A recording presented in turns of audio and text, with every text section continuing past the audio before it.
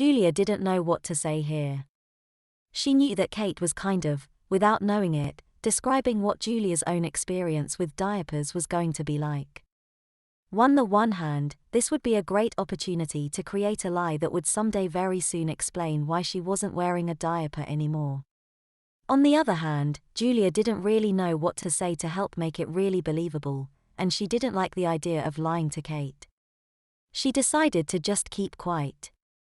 So, I guess, Kate continued, somebody who didn't ever want anybody to know about their diapers got invited to the D Club and had a fit. We never figured out who. We don't even know when it happened.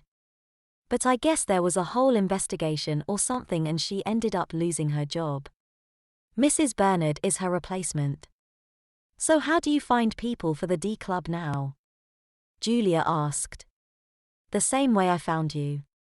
I'm in Mrs. Bernard's office at least once a day, and I'm not the only D Club member. Trust me, you will run into other people soon enough. You start to recognize the faces after a while, you know. Julia was surprised to hear all of this, but as she thought about it she knew it made sense. Yeah, this kind of explains why Mrs. Bernard was so emphatic about the whole privacy thing. Did you really just use the word emphatic? I just saw that word on my SAT course. Ah, Julia started. No, it's cool. Look, you are obviously a really smart kid. I'm glad you came. The D Club needs people like you. More than you might guess. We get a lot of people like that new guy today. People who are just angry and stuff. We need people who have the self-confidence and decent social skills to help some of those people out. You seem like you could be one of those people.